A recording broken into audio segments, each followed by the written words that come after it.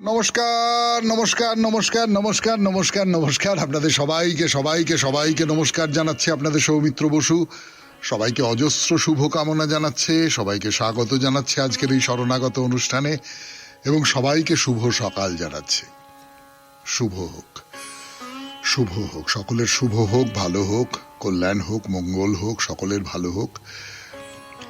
আজকে যারা ভক্ত মানুষ, যারা ঈশ্বরের অবতারত্বে বিশ্বাস করেন, তাদের কাছে একটা বিচ্ছেদের দিন আজ। আজ শ্রী শ্রী লোকনাথ ব্রহ্মচারী বাবার তিরোধান দিবস। 19শে জ্যৈষ্ঠ তিনি দেহ রক্ষা করেছিলেন। দীর্ঘদিন এই পৃথিবীতে ছিলেন। 1730 খ্রিস্টাব্দে তার জন্ম এবং তিনি প্রয়াত হন 1890 খ্রিস্টাব্দে। তার নানান অলৌকিক কাজের কথা, তার নানান অলৌকিকতার প্রকাশ তার সমস্ত জীবনের মধ্যে দিয়ে বেরিয়ে এসেছে। অজস্র শিষ্য আছে তার। হিমালয়ে দীর্ঘদিন 25 বছর ধরে তপস্যা করেছিলেন, তারপরে ফিরে আসেন। ফিরে এসে বড় একটি সংগঠন তৈরি হয়েছে এবং বহু মানুষ এই লোকনাথ বাবার শিষ্য, এখনো পর্যন্ত শিষ্য ভক্ত। তো সেই লোকনাথ বাবার তিরোভাব দিবস আজকে। এবারে বেণীমাধব শীলের পঞ্জিকা অনুযায়ী আজকের দিনটার কথা বলি। আজকে 19শে জ্যৈষ্ঠ 1432, ইংরেজির 3রা জুন 2025, মঙ্গলবার। আজ অষ্টমী। সূর্যোদয়ের সময় ভোর 4:56, সূর্যাস্তের সময় সন্ধে 6:15। নক্ষত্র পূর্ব ফল্গুনী। আজকে জন্মে সিংহ রাশি, ক্ষত্রিয় বর্ণ, নরগণ।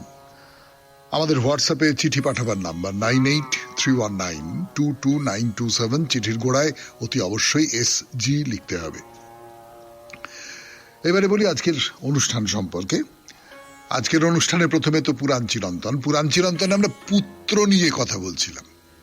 পুত্র, দীক্ষার সূত্র ধরে, দীক্ষা নিয়ে এর আগে কথা বলেছি, দীক্ষার সূত্র ধরে মনে পড়ে গেল পুত্রের কথা। কেননা দীক্ষা ওই যেমন করে মাতৃ জঠর থেকে শিশু বেরিয়ে আসে, দীক্ষাতেও তেমনি আচার্য তাকে সন্তানের মতন করে বার করে নিয়ে আসেন গৃহী জীবন থেকে ব্রহ্মচারী জীবনে।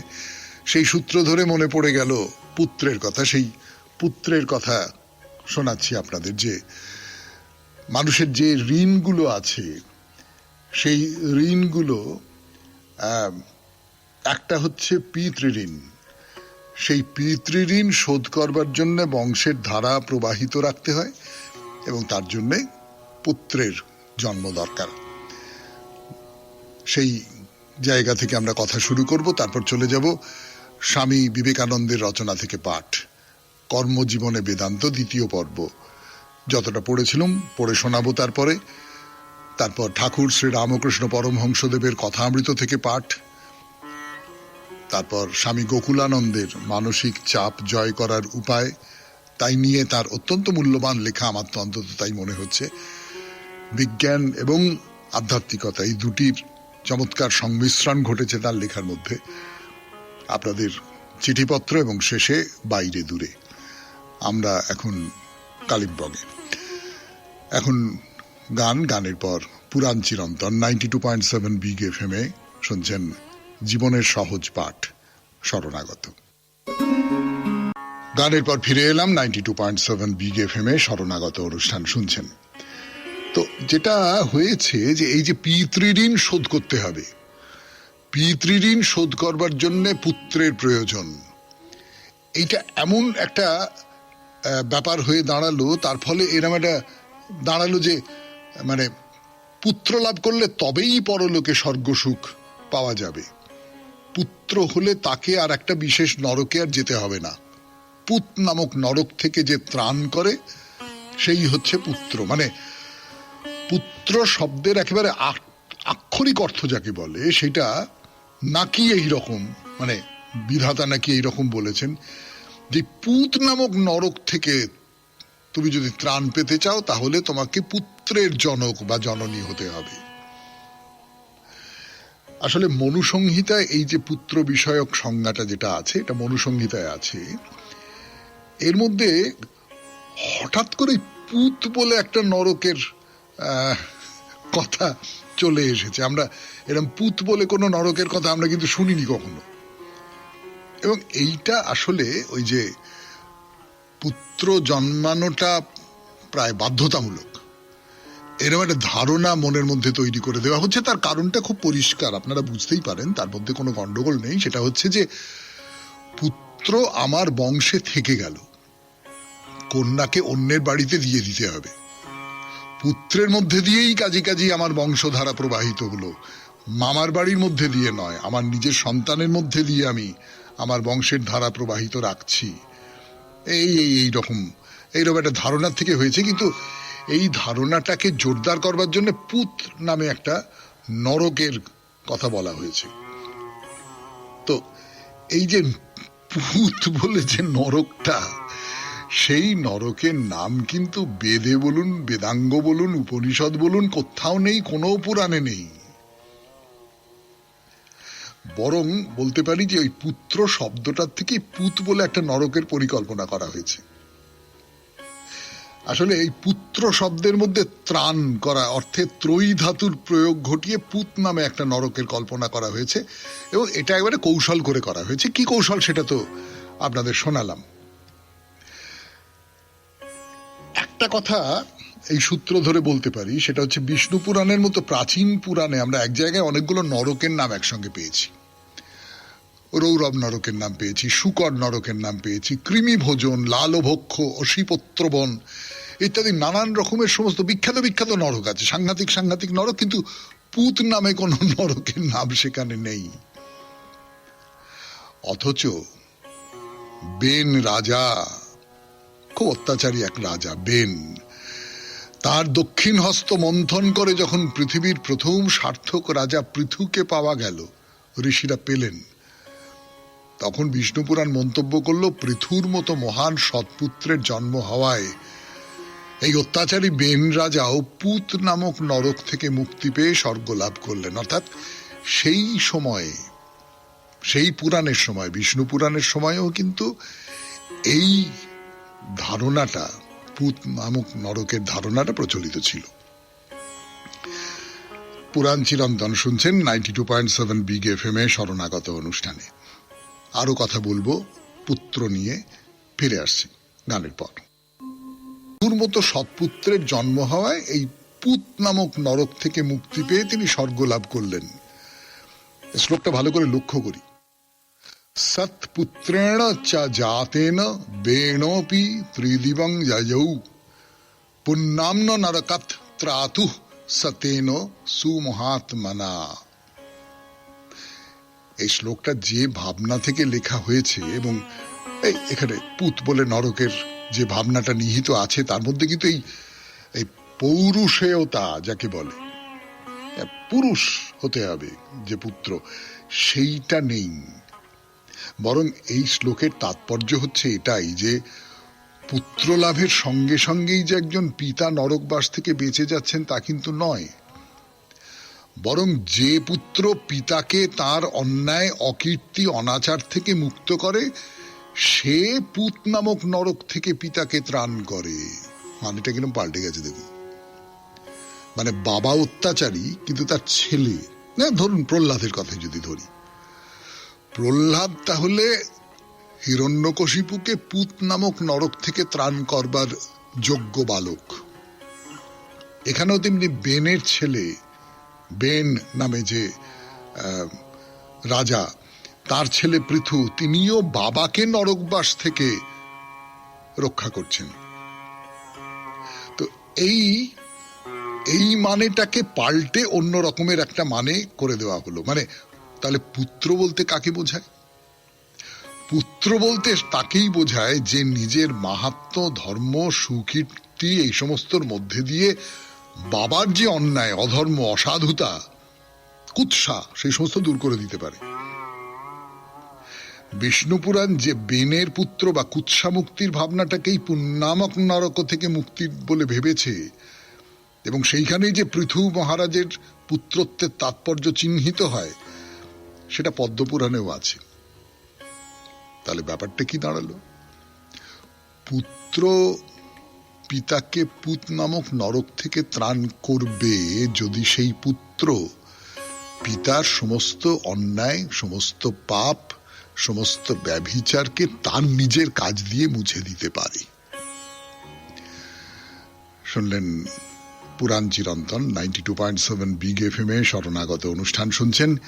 এবারে স্বামী বিবেকানন্দের রচনা থেকে পাঠ, কর্মজীবনে বেদান্ত, দ্বিতীয় পর্ব। শুরু করছি কথা 92.7 বিগ এফএম এ শরণাগত অনুষ্ঠানে, কিন্তু আমার কথা নয়, স্বামী বিবেকানন্দের কথা, কর্মজীবনে বেদান্ত, দ্বিতীয় পর্ব। ভালো মন্দ কিছুই দেখিও না, সকল বস্তু এবং সকল কার্যই আত্মা হইতে প্রসূত বলিয়া চিন্তা করিবে। আত্মা সকলের মধ্যেই রহিয়াছেন। বলো জগৎ বলিয়া কিছু নাই, বাহ্য দৃষ্টি রুদ্ধ করো, স্বর্গ নরক সর্বত্র সেই প্রভুকে দেখো। কি মৃত্যু কি জীবন সর্বত্রই তাহাকে উপলব্ধি করো। আমি পূর্বে তোমাদিগকে যাহা পড়িয়া শুনাইয়াছি তাহাতেও এই ভাব, এই পৃথিবী সেই ভগবানের এক উপাদ, আকাশ ভগবানের এক উপাদ ইত্যাদি সকলই ব্রহ্ম। ইহা দেখিতে হইবে, অনুভব করিতে হইবে। কেবল ওই বিষয়ে আলোচনা করিলে বা চিন্তা করিলে চলিবে না। মনে করো জীবাত্মা জগতে প্রত্যেক বস্তুর স্বরূপ বুঝিতে পারিল, প্রত্যেক বস্তুই ব্রহ্মময় বোধ করিতে লাগিল, তখন উহা স্বর্গেই যাক, নরকে বা অন্যত্র যেখানেই যাক, কিছুই আসে যায় না। আমি পৃথিবীতেই জন্মগ্রহণ করি অথবা স্বর্গেই যাই, তাহাতে কিছুই আসে যায় না। আমার পক্ষে এগুলির আর কোনো অর্থই নাই, কারণ আমার পক্ষে তখন সব জায়গা সমান, সকল স্থানই ভগবানের মন্দির, সকল স্থানই পবিত্র। কারণ স্বর্গে নরকে বা অন্যত্র আমি ভগবানের সত্তাই অনুভব করিতেছি। ভালো মন্দ বা জীবন মৃত্যু বলিয়া কিছু নাই, শুধু এক অনন্ত ব্রহ্মই আছেন। বেদান্ত মতে মানুষ যখন এই অনুভূতি সম্পন্ন হয় তখন সে মুক্ত হইয়া যায়। আর বেদান্ত বলেন কেবল সেই ব্যক্তি জগতে বাস করিবার উপযুক্ত, অন্যে নহে। যে ব্যক্তি জগতে অন্যায় দেখে সে কি রূপে জগতে বাস করিতে পারে? তাহার জীবন তো দুঃখময়। যে ব্যক্তি এখানে নানা বাধা বিঘ্ন বিপদ দেখে তাহার জীবন তো দুঃখময়। যে ব্যক্তি জগতে মৃত্যু দেখে তাহার জীবন তো দুঃখময়। যে ব্যক্তি প্রতি বস্তুতে সেই সত্যস্বরূপ দর্শন করিয়াছে সেই ব্যক্তি কেবল জগতে বাস করিবার উপযুক্ত। সেই কেবল বলিতে পারে আমি এই জীবন উপভোগ করিতেছি, আমি এই জীবন লইয়া বেশ সুখী। এখানে আমি বলিয়া রাখিতে পারি যে বেদে কোথাও নরকের কথা নাই।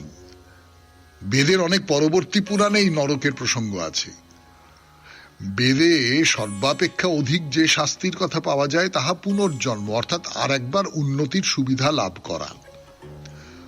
প্রথম হইতেই ব্যক্তিহীন ভাব আসিতেছে দেখিতে পাওয়া যায়। পুরস্কার ও শাস্তির ভাব খুবই জড়তা ভাবাত্মক, আর কেবল মনুষ্যোচিত গুণসম্পন্ন এমন এক ঈশ্বরের সঙ্গে ইহার সঙ্গতি আছে যিনি আমাদেরই মতো একজনকে ভালোবাসেন, অপরকে বাসেন না। এরূপ ঈশ্বর ধারণার সহিতই পুরস্কার ও শান্তির ভাব সঙ্গত হইতে পারে। সংহিতার ঈশ্বর এইরূপ ছিলেন। সেখানে ওই ধারণার সঙ্গে ভয়ও মিশ্রিত ছিল, কিন্তু উপনিষদে এই ভয়ের ভাব একেবারে লোপ পাইয়াছে। ইহার সহিত নির্গুণের ধারণা আসিতেছে, আর প্রত্যেক দেশেই এই ব্যক্তি ভাবশূন্য নির্গুণের ধারণা অত্যন্ত কঠিন ব্যাপার। মানুষ সর্বদাই সগুণ ব্যক্তি লইয়া থাকিতে চায়। শুনলেন স্বামী বিবেকানন্দের রচনা থেকে পাঠ, 92.7 বিগ এফএম এ শরণাগত অনুষ্ঠান শুনছেন। আমি আছি আপনাদের সঙ্গে, আপনাদের সৌমিত্র বসু। এরপর কথামৃত, গানের পর।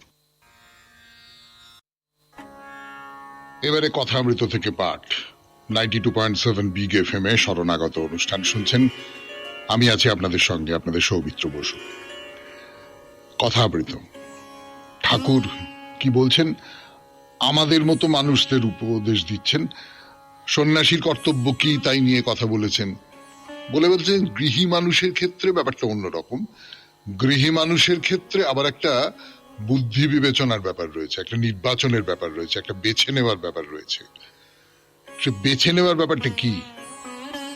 এই যে এর আগের দিন যে কথাটা হচ্ছিল যে গৃহস্থের তো নানান রকম ঋণ আছে, দেবঋণ, পিতৃঋণ, এই সমস্ত আছে। আমরা তো তাই নিয়ে এই ধরুন শরণাগত অনুষ্ঠানে পুত্র নিয়ে যখন কথা বলছি, পুরাণ চিরন্তনে পুত্র নিয়ে যখন কথা বলছি, তখন ওই পিতৃঋণ নিয়ে কথা বলছিলাম। তো ঠিক সেই রকম করে ঠাকুর শ্রী রামকৃষ্ণ পরমহংসদেব আর একটা ঋণের কথা বলছেন, সেটা হচ্ছে মাগ ঋণ। মানে তখনকার দিনে এইরকম সব শব্দ খুব অনায়াসে ব্যবহার করা হতো, এখন সেই শব্দগুলো আমরা আর ওরকম করে ব্যবহার করি না, সেগুলোকে অশ্লীল বলে মনে করি। এরকম যুগে যুগে তো শব্দ পাল্টায়, যে শব্দটা একটা সময় খুব ব্যবহৃত হতো সেইটা পরবর্তীকালে বাতিল হয়ে যায়, অশ্লীল হয়ে যায়, সেগুলোকে ফেলে দেওয়া হয়। তো মাগ শব্দটাও তাই আমরা স্ত্রী ঋণ ধরতে পারি, অর্থাৎ আমি যাকে বিয়ে করেছি তার প্রতি আমার ঋণ আছে। সংসারী লোকের ক্ষেত্রে এইটাও সত্যি। তাই একটা দুটো ছেলে হোক এবং সে যদি সতী হয় স্ত্রী, তাহলে তাকে প্রতিপালন করা, এইটা আমার কর্তব্য। তো ঠাকুর যেটা বলছেন সেটা হচ্ছে যে কোন স্ত্রী ভালো আর কোন স্ত্রী মন্দ, কোন স্ত্রী বিদ্যাশক্তি আর কোন স্ত্রী অবিদ্যাশক্তি, এইটা সংসারী লোক চট করে বুঝতে পারে না। বুঝতে পারে না তার কারণ মায়া, বুঝতে পারে না তার কারণ মোহ, বুঝতে পারে না তার কারণ এই যে ঐহিক জীবন, সেই ঐহিক জীবনের চাওয়া পাওয়া তাকে গ্রাস করে থাকে। তো ঠাকুর বলছেন খুব সহজে বুঝে নেবে যে স্ত্রী ভালো, মানে বিদ্যাশক্তি যাকে বলছেন তিনি, সেই বিদ্যাশক্তির কাম ক্রোধ এ সমস্ত কম, ঘুম কম, সে স্বামীর মাথা ঠেলে দেয়। এই যে কাম ক্রোধ, এইগুলো তো হচ্ছে প্রাকৃতিক ব্যাপার। তো এই যে প্রাকৃতিক ব্যাপার, জাগতিক ব্যাপার, মানুষের শরীরের ব্যাপার, এটা কম, ঘুম কম, এবং সে স্বামীর মাথা ঠেলে দেয়। বলছে যে বিদ্যাশক্তি, তার স্নেহ, দয়া, ভক্তি, লজ্জা এইসব থাকে, সে সকলেরই সেবা করে। সেই সকলেরই যে সেবা করে সেটা বাৎসল্য ভাবে, আর স্বামীর যাতে ভগবানে ভক্তি হয় তার সাহায্য করে। বেশি খরচ করে না, পাছে স্বামী বেশি খাটতে হয়, পাছে ঈশ্বর চিন্তার অবসর না হয়। অর্থাৎ বিলাসী নয়, খরচে নয়, বিষয় নয়। এই হলো বিদ্যা স্ত্রী যে তার লক্ষণ, ঠাকুর বলছেন। 92.7 বিগ এফএম এ শরণাগত অনুষ্ঠান শুনছেন, কথামৃত। ফিরে আসছি আরো কথামৃত থেকে কথা বলায়। পাঠ করে শোনাচ্ছি আপনাদের 92.7 বিগ এফএম এ শরণাগত অনুষ্ঠানে। তো বিদ্যারূপিণী স্ত্রীর যে বৈশিষ্ট্যগুলো, সেইগুলো ঠাকুর বলছেন অবিদ্যারূপিণী এর ঠিক উল্টো দিকে হবে। অর্থাৎ যার কাম ক্রোধ এসব বেশি হবে, যার ঘুম বেশি হবে, যে স্নেহ দয়া ভক্তি লজ্জা এই সমস্ত যার থাকবে না বা কম থাকবে, এবং সকলেরই সেবা সে বাৎসল্য ভাবে করবে না, আর স্বামীর ভগবানে ভক্তি যাতে হয় সেই দিকে তাকে ঠেলে দেবে না, সে অনেক বেশি প্রাকৃতিক হবে, অনেক বেশি শরীর নির্ভর হবে। এই এই এই আবার পুরুষ মেয়ের অন্য অন্য লক্ষণ আছে। ঠাকুর কি বলছেন? বলতে টেরা, চোখ কোটর, উন পাঁজর, বেড়াল চোখ, বাছুরে গাল। একটা সময় এই সমস্ত লক্ষণগুলো দেখা হতো, যখন মেয়েদের দেখে দেখে, লক্ষণ দেখে দেখে তাদের বিয়ে করা হতো। মানে মেয়ে দেখতে যেতেন সব লোকজনেরা, গিয়ে ভালো করে লক্ষ্য করতেন। এরকম সব নানান রকম ছড়া টড়া ছোটবেলায় আমি শুনেছি। কোন মেয়ে লক্ষ্মী ছাড়া হয়, হ্যাঁ, যে মেয়ে হয় অমুক লক্ষ্মী ছাড়া, তার অল্প চুল ফুলাইয়া বাঁধে, তারপর দাঁত ফাঁক ফাঁক, এরকম কতগুলো আমি ভুলে গেছি সেই সমস্ত ছড়া টড়া আমি আমার মা মাসিদের মুখে শুনেছি। সেই মা মাসিরাও যে এতে খুব বিশ্বাস করতেন এমনটা নয়, এখনো যে অনেকেই বিশ্বাস করেন না। মানে আমরা যারা শরণাগত শুনছি, শরণাগত শ্রোতা, তারা অনেকেই বিশ্বাস করেন না এই সমস্ত। তো ঠাকুর এরকম বলছেন, শারীরিক কতকগুলো লক্ষণ বলছেন, টেরা, চোখ কোটর, হ্যাঁ, উন পাঁজর, বেড়াল চোখ, বাছুরে গাল, এইগুলো খানিকটা ওই লোকশ্রুতি থেকে বলা আর কি। মানে একজন মানুষের যদি বেড়াল চোখ হয় তাহলে তিনি খারাপ হবেন, এর কোনো যুক্তিসঙ্গত ব্যাখ্যা আছে বলে আমার নিজের অন্তত মনে হয় না। সে যাই হোক, গিরিশচন্দ্র একটা প্রশ্ন করছেন। এই প্রশ্নটা বস্তুত আমাদের সকলেরই প্রশ্ন। এই প্রশ্নটা ভক্তরা অনেকে করেছেন ঠাকুরকে। সেই প্রশ্নটাই ঠাকুর তার মুখোমুখি হচ্ছেন। আমাদের উপায় কি? আমরা যারা সংসারী লোক, আমরা যারা নানান রকমের ব্যাপারের মধ্যে জড়িয়ে আছি, নানান রকম যাকে বলে পাপ, সেই পাপের মধ্যে জড়িয়ে আছি, সেই আমাদের উপায় কি হবে? তো ঠাকুর কি বলছেন? ভক্তি, ভক্তি, ভক্তি, ভক্তি সার। আবার এই ভক্তির সত্য, ভক্তির রজঃ, ভক্তির তমঃ আছে। সেটা কিরকম? কোন ভক্ত তার খুব দিনহীন ভাব, আমি তোমাকে ভালোবাসি, আমি তোমাকে ডাকছি, তুমি আমাকে কৃপা করো, বা তুমি আমাকে কৃপা করলে কি করলে না আমার দেখবার দরকার নেই, আমি তোমাকে ডাকছি। এইটা হচ্ছে ভক্তির সত্য, তার দিনহীন ভাব। ভক্তির তমঃ যেন ডাকাত পড়া ভাব, আমি তার নাম করছি, আমার আবার পাপ কি, তুমি আমার মা, দেখা দিতেই হবে, এইরকম। আর গিরিশ সহাস্যে বলছেন, ভক্তির তমঃ তো আপনি শেখান। শুনলেন কথামৃত থেকে পাঠ, 92.7 বিগ এফএম এ শরণাগত অনুষ্ঠানে। এবারে গান, গানের পর স্বামী গোকুলানন্দ মানসিক চাপ জয় করার উপায়, এই নিয়ে আপাতত যে অংশটা আমরা পড়ে শোনাচ্ছি তার নাম মানসিক অবস্থা সম্পর্কে বিশ্বের মতামত। শোনো গানের পর। রচনা থেকে পড়ে শোনাবো এবার 92.7 বিগ এফএম এ শরণাগত অনুষ্ঠানে। বিষয় মানসিক চাপ জয় করার উপায়। জেনি বলে একটি মেয়ের কথা বলছিলেন, এক মহিলা। তিনি নিজেকে একেবারে বিশ্ব সংসার থেকে প্রত্যাহার করে নিয়েছিলেন এবং তার ফলে শেষ পর্যন্ত তার ক্যান্সার হলো। সেই ক্যান্সারের কারণ কিন্তু এই যে নিজেকে একেবারে প্রত্যাহার করে নেওয়া, নিজেকে স্বাভাবিক জীবনের থেকে দূরে নিয়ে যাওয়া। পড়ে শোনাই। একদিকে অসুস্থতা, হাসপাতালে ভর্তি হওয়া ইত্যাদি, অন্যদিকে আবার চাকরি থেকে অবসর গ্রহণ ও মানুষকে হতাশাগ্রস্ত করে তোলে। এমন অনেক অবসরপ্রাপ্ত মানুষ আছেন যারা অবসর গ্রহণের পর নতুন কোনো ভালো কাজ না পাওয়া পর্যন্ত অত্যন্ত হতাশা বোধ করেন, জীবনে বেঁচে থাকার সুখটা হারিয়ে ফেলেন। তবে অল্প কিছু ভাগ্যবান মানুষ আছেন যারা অবসর গ্রহণকে খুব আনন্দের সঙ্গে গ্রহণ করেন, ভাবেন জীবনে ঢের পরিশ্রম করেছি, আর নয় এবার অবসর জীবনকে উপভোগ করব, তবে শুয়ে বসে নয়, অন্যভাবে। কেউ কেউ আসেন আমার কাছে, বলেন যে তারা কিছু একটা স্বেচ্ছাসেবামূলক কাজ করতে চান। রামকৃষ্ণ মিশনের বিভিন্ন কেন্দ্রে দৈনন্দিন প্রশাসনে নিযুক্ত আছেন এরকম বহু ব্যক্তি।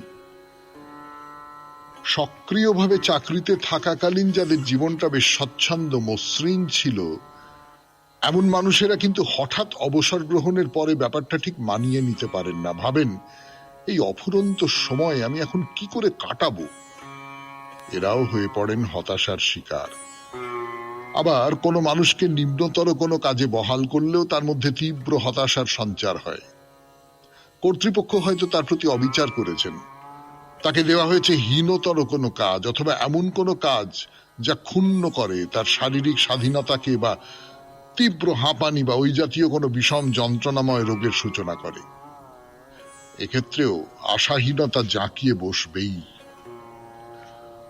হতাশার এই যে কারণগুলো, যারা শেষ পর্যন্ত মানসিক চাপেরই জন্ম দেয়, তাদের কথা মনে রেখেই JF মুলার জানিয়েছেন যে একবার আশাহীনতার সঞ্চার হলে তা ক্রমান্বয়ে বেড়েই চলে, যার মধ্যে পড়ে হাবুডুবু খায় বিপন্ন মানুষ, ব্যর্থ হয় ক্রমাগত আপন লক্ষ্যে পৌঁছতে।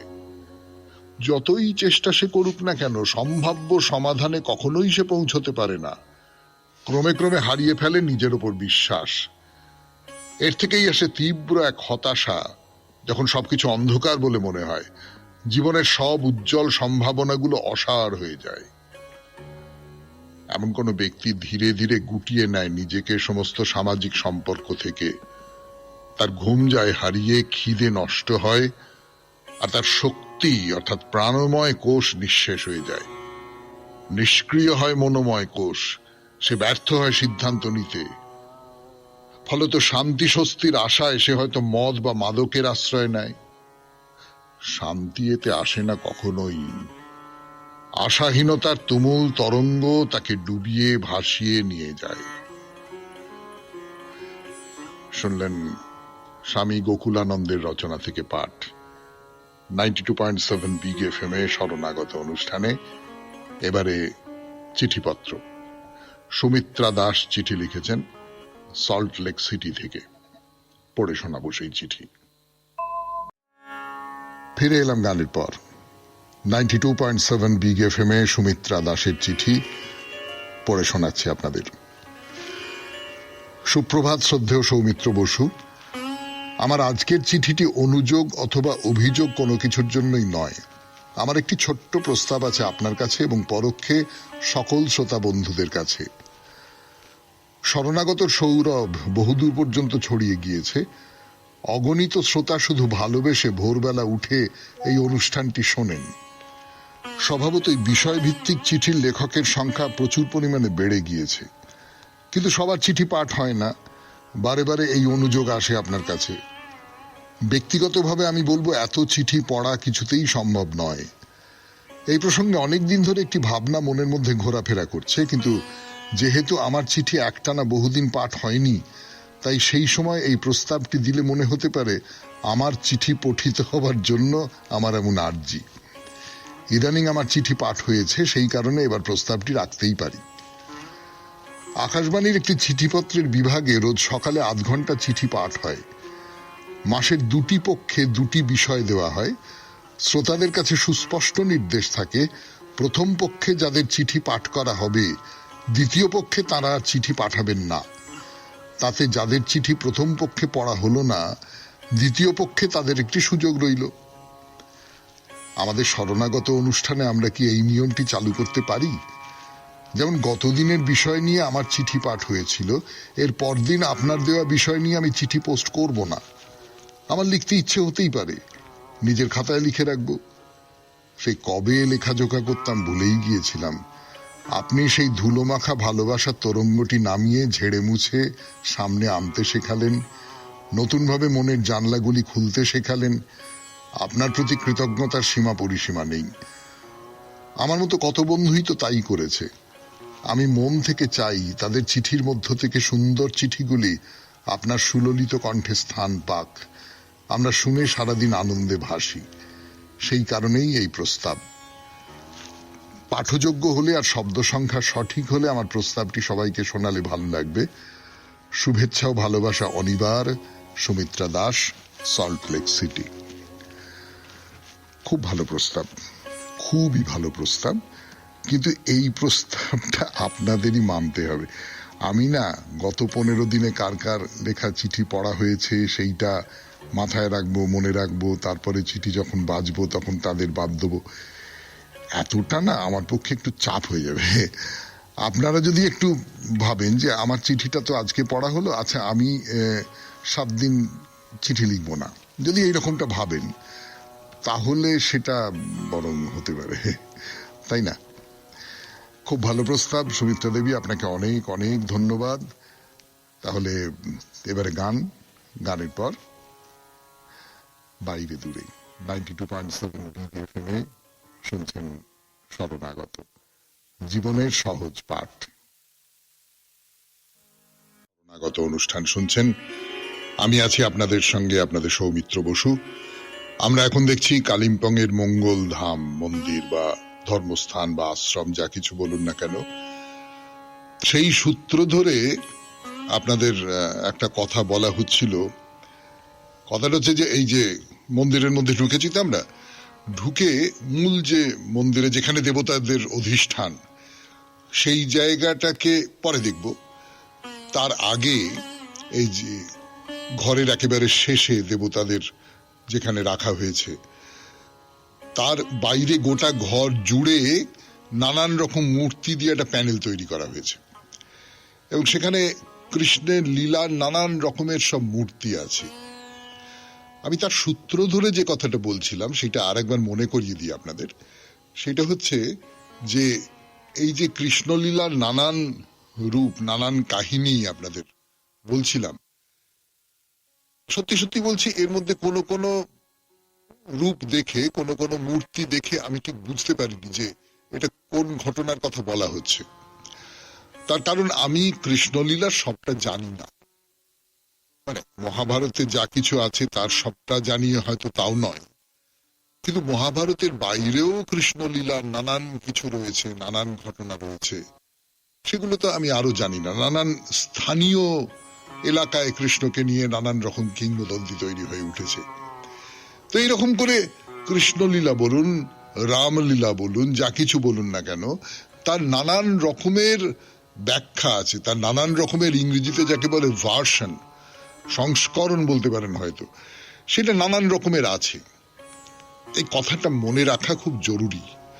তার কারণ এরকম একটা কথা তো চালু করবার চেষ্টা করা হয় যে রামায়ণ একটাই, হ্যাঁ, মহাভারত একটাই। এই কথাগুলো যারা বলেন তারা সম্পূর্ণ ভুল কথা বলেন, অনৈতিহাসিক কথা বলেন। তার কারণ রামচন্দ্র বলুন, কৃষ্ণ বলুন, তারা এমন করে আমাদের জনজীবনের সঙ্গে মিশে গেছেন যে তাদের নিয়ে প্রচুর আখ্যান রচিত হয়েছে, এবং তার সবটাই যে মূল মহাভারত বা রামায়ণ গ্রহণ করেছে এমনটা নয়। অনেক কিছু নানান জায়গায় ছড়িয়ে রয়েছে, নানান জায়গা থেকে উদ্ভূত হয়েছে। এটা কেবলমাত্র রামায়ণ মহাভারতের ক্ষেত্রে সত্যি বা কৃষ্ণ এবং রামের ক্ষেত্রে সত্যি এমনটাও নয়। খুব নামকরা কোনো লোক সম্পর্কে আপনি দেখবেন নানান সব মিথ। এই যেমন ধরুন, আমার এক্ষুনি মনে পড়ে গেল বলে বলছি, আমি কোনো তুলনার মধ্যে বলছি না, এই বিধানচন্দ্র রায়। বিধানচন্দ্র রায় অসামান্য ডাক্তার ছিলেন, তাই নিয়ে নানান রকমের সমস্ত মিথ, কিংবদন্তি আছে। তার সবটাই সত্যি কিনা আমরা জানি না, কিন্তু এইরকম সব আখ্যান তৈরি হয়। তো সেই কৃষ্ণকে নিয়েও এইরকম অনেক আখ্যান রয়েছে। তো এই যেমন দেখতে পাচ্ছি যে একজন রাজা একটি ঘোড়া নিয়ে একজনের কাছে এসে দাঁড়িয়ে নমস্কার করছেন, আর সেই মানুষটি শুভ্র পোশাক, তিনি বসে রাজাকে আশীর্বাদের ভঙ্গিতে তার দিকে তাকিয়ে রয়েছেন। কোনো ব্রাহ্মণ, বোঝা যাচ্ছে যে একজন রাজা ঘোড়ায় চড়ে এসেছেন, কিন্তু একজন ব্রাহ্মণ মাটিতে বসে তাকে আশীর্বাদ করছেন, রাজা তার দিকে হাত জোড় করে আছেন। তো এই যে এর মধ্যে দিয়ে কোথাও একটা ব্রাহ্মণ্য শক্তির প্রকাশ ঘটছে। এর সঙ্গে কৃষ্ণের কি সম্পর্ক আমি ভালো করে বুঝতে পারিনি, যে এই রাজা কে, যিনি সামনে বসে রয়েছেন তিনি কে, এটা আমি বলতে পারলাম না। এরকম আরো আরো আরো ছবি রয়েছে। আর একটা ছবির কথা বলবো আপনাদের, কিন্তু তার আগে একটু গান শুনবো। গানের পর ফিরে আসছি 92.7 বিগ এফএম এ। আজকের শরণাগতের শেষ পর্যায়ে, বাইরে দূরের শেষ পর্যায়ে তো বটেই। ফিরে এলাম শরণাগতর শেষ পর্যায়ে। আরেকটি মূর্তির কথা, আর একটা পটভূমির কথা, যেখানে একজন গুরু, তিনি শাস্ত্র পড়ছেন, আরো বেশ কিছু মানুষ দাঁড়িয়ে দাঁড়িয়ে সেই সমস্ত শাস্ত্র শুনছেন, আর কৃষ্ণ একটু দূরে দাঁড়িয়ে সেই শাস্ত্র শুনছেন। কৃষ্ণ তো ভগবত কথায় আছে, শ্রী দেবচন্দ্রজি কৃষ্ণ দর্শন করেছিলেন, তো তার একটা মূর্তি রূপ রয়েছে এখানে। বা যেমন ধরুন, কৃষ্ণ গোবর্ধন ধারণ করে ব্রজবাসীদের রক্ষা করছেন, এইটা আমাদের জানা গল্প, চেনা গল্প, বা আরো চেনা গল্প সমস্ত রয়েছে। তো যেমন কারাগারের ভেতরে বাসুদেব, সেই কারাগারের ভেতরে কৃষ্ণ তাকে দর্শন দিয়েছেন। বা আর একটাতে আছে, প্রবল বর্ষার মধ্যে বসুদেব ঝুড়ির মধ্যে কৃষ্ণকে মাথায় নিয়ে যমুনা পার হয়ে যাচ্ছেন, এবং বাসুকী নাগ তাদের মাথায় ফনা ধরে আছেন। এইসব আখ্যানগুলো আমরা সবই জানি, এবং সেগুলো মূর্তি রূপ তৈরি করে ওই তিন পাশের দেওয়াল, শেষ যে দেওয়ালটি সেখানে তো মূর্তি আছে, মূল মূর্তি আছে, তিন পাশের দেওয়ালকে ভর্তি করে দেওয়া হয়েছে। এটা হলো প্রেয়ার হল। আর একটা মূর্তির কথা বলি, সেখানে মা যশোদা, তার সঙ্গে আরেকজন আছেন, কৃষ্ণকে কোলে করে ভিক্ষা দিতে এসেছেন। আর ভিক্ষা চাইতে এসেছেন স্বয়ং মহাদেব, একেবারে মহাদেবের রূপে। মানে মহাদেবের হাতে আছে ত্রিশূল, পরনে বাঘছাল, সঙ্গে বৃষ। আর আপনারা তো বুঝতেই পাচ্ছেন, মহাভারতের কথা, কৃষ্ণের কথা বলতে গেলে সেই দৃশ্য তো চলে আসবেই, যেখানে অর্জুন রথে আরূঢ়, কৃষ্ণ সেই রথ চালাচ্ছেন এবং নিশ্চয়ই তিনি গীতার উপদেশ দিচ্ছেন কৃষ্ণকে। সেই উপদেশ দেওয়ার যে দৃশ্যটি, সেই দৃশ্যটা তুলে ধরা হয়েছে এখানে। এইরকম বেশ কিছু এরকম ছোট না, খুব ছোট নয়, মানে বেশ বড়ই আমি বলবো, মঞ্চের মতন করে সেখানে মূর্তি তৈরি করে সেই দৃশ্যগুলো আমাদের দেখানো হচ্ছে। ঘুরে ঘুরে দেখতে চমৎকার লাগে। কিন্তু তার চেয়েও যেটা বড় কথা, যেটা বলছিলাম আপনাদের, সেটা হচ্ছে এটা হলো একটা প্রেয়ার হল, প্রার্থনার ঘর। প্রার্থনার ঘর কেমন হওয়া উচিত? প্রার্থনার ঘরের চারপাশে আমার নানান রকম উদ্দীপক থাকতে হবে, তাই না? যেগুলো দেখে আমার ভেতরে ঈশ্বর ভাব জাগ্রত হবে। তো সেই রকম ঈশ্বর ভাব জাগ্রত করবার নানান উপকরণ এই যে মঙ্গলধামের যে প্রার্থনা গৃহ, এর মধ্যে রয়েছে। সেটা তো আপনারা নিশ্চয়ই বুঝতে পারছেন। তাহলে আজকের মতো শেষ করি বাইরে দূরে। এর পরের দিন মন্দিরের দিকটা দেখব, যেখানে দেবতারা অধিষ্ঠান করছেন।